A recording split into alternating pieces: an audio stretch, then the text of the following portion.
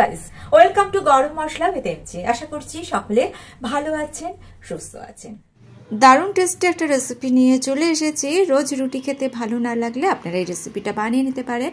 তার জন্য একটা বলে 2 কাপ কেনা চালের গুঁড়ো নিয়ে নিলাম আর নিয়ে নিয়েছি হালকা উষ্ণ গরম জল।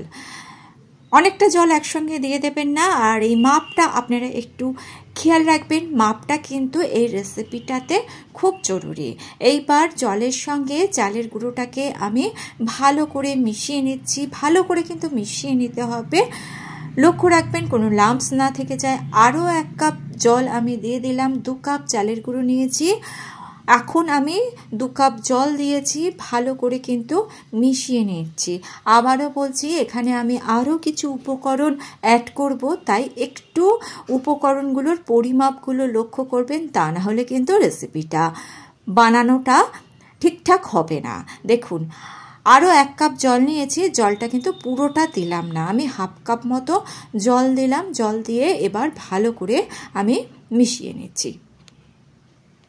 দেখুন, খুব ভালো করে মিশ্রণটাকে জলের সঙ্গে মিশিয়ে নিয়ে এইবার আমি মিশ্রণটাকে মোটামুটি ওই 10-15 মিনিট মতো ঢেকে রেখে দিয়েছি। এই স্টেপটা কিন্তু স্কিপ করলে হবে না, অবশ্যই ঢেকে রাখতে হবে, তা না হলে কিন্তু ব্যাটারটা সেট হবে না। খুব সোজা একটা রেসিপি, তবে মাপটা ঠিকঠাক খেয়াল রাখতে হবে। 15-20 মিনিট কিন্তু অবশ্যই ঢেকে রাখতে হবে, আর যদি সম্ভব হয় আধ ঘন্টা ঢেকে রেখে দেবেন। এইবার এই মিশ্রণের মধ্যে অ্যাড করে দিচ্ছি একটু লবণ। লবণটা খুব বেশি দিয়ে দেবেন না। দিয়ে দিচ্ছি ময়দা, 4 চামচ মতো ময়দা দিচ্ছি।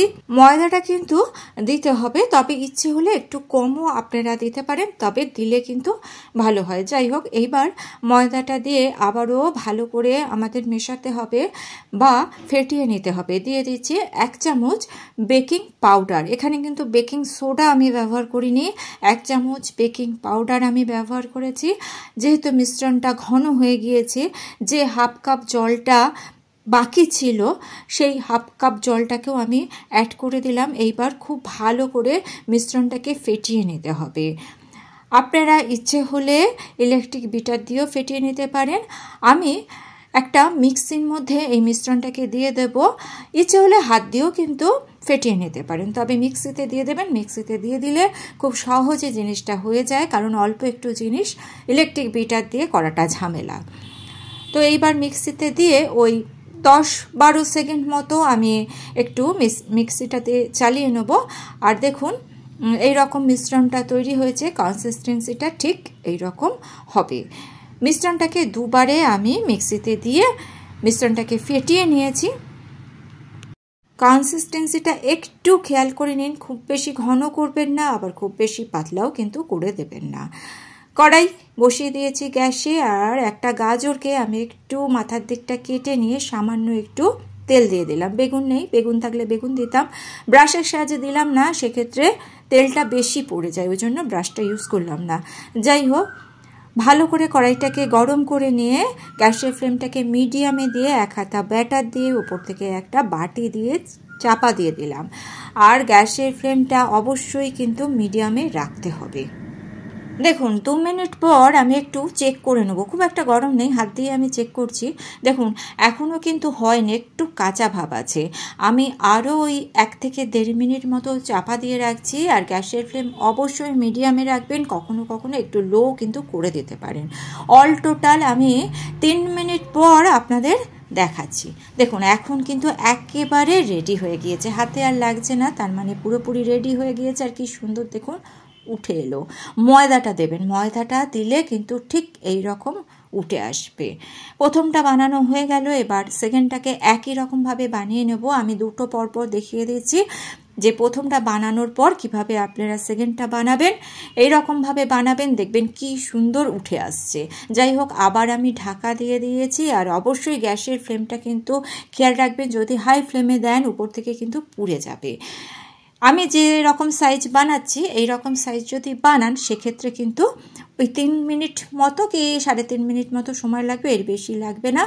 আর দেখুন, খুব সুন্দরভাবে উঠে গিয়েছে। আমি একটু চেকও করে নিলাম। সবগুলো একইভাবে তৈরি করে নিয়েছি। আর অন্যদিকে অন্য একটা কড়াইতে আমি 1 লিটার মতো সাধারণ টোন মিল বসিয়ে দিয়েছি। দুধটা আমি আগে থেকে জাল দিয়ে রেখেছিলাম। দেখুন দুধটা গরম হয়ে গিয়েছে। এইবার গ্যাসের ফ্লেমটা একটু লো করে দিয়ে এর মধ্যে আমি দিয়ে দিচ্ছি পাটালি গুড়। আমার কাছে পাটালি গুড় ছিল তাই আমি দিয়ে দিলাম। যদি আপনাদের ইচ্ছে হয় আপনারা চিনিও দিতে পারেন, কোনো অসুবিধা নেই। বাতাসা দিতে পারেন, মিছরি দিতে পারেন, যা আপনাদের ভালো লাগে তাই দেবেন। এবার গ্যাসের ফ্লেমটাকে লো করে রেখে আমি গুড়টাকে একটু মেল্ট করে নিলাম। দেখুন এই রকমভাবে গুড়টা মেল্ট হয়ে গিয়েছে, পুরোপুরি এবার মেল্ট হয়ে গিয়েছে। যখন পুরোপুরি মেল্ট হয়ে যাবে তখন আমি এর মধ্যে পিঠেগুলোকে ছেড়ে দেবো। বেশি ঘন কিন্তু করব না, দুধটা কিন্তু অবশ্যই পাতলা রাখতে হবে। যাই হোক, এইবার আমি সমস্ত পিঠেগুলো দুধের মধ্যে ছেড়ে দিলাম। দুধের মধ্যে ছেড়ে দিয়ে মোটামুটি ওই 2 থেকে 2.5 মিনিট মতো একটু ফুটিয়ে নেব। যদি আপনাদের ভিডিওটা ভালো লেগে থাকে তাহলে একটা লাইক দিয়ে দেবেন, আর চ্যানেলটিকে সাবস্ক্রাইব করে নিয়ে পাশে থাকা বেল আইকনটা প্রেস করে দিয়ে অল অপশানটা ক্লিক করে দেবেন। তাহলে যখনই নতুন কোনো ভিডিও আপলোড করব তার নোটিফিকেশন আপনাদের কাছে পৌঁছে যাবে। দুধের মধ্যে দিয়ে একটু উল্টে পাল্টে দিচ্ছি, তাহলে দুধ ভালো করে পিঠের মধ্যে ঢুকে যাবে। 2-2.5 মিনিট পর গ্যাসের ফ্লেমটা অফ করে দিচ্ছি। সবচেয়ে ভালো হয় যদি আপনারা এটাকে একটু সময় রেখে দিতে পারেন। ধরুন রাত্রিবেলা বানালেন, সারা রাত রেখে দিলেন, কিংবা সকালের দিকে বানিয়ে নিয়ে অনেকক্ষণ রেখে দিয়ে সন্ধেবেলা কিংবা রাত্রিবেলা রুটির বদলে কিন্তু খেতে পারেন। ভীষণ ভালো খেতে হয়। অবশ্যই বাড়িতে বানানোর অনুরোধ রইল। আর ভিডিওটা ভালো লেগে থাকলে চ্যানেলটিকে সাবস্ক্রাইব করে নিয়ে পাশে থাকা বেল আইকনটা প্রেস করে দিয়ে অল অপশনটা ক্লিক করে দেবেন। আজকে তাহলে এই পর্যন্তই। Thanks for watching.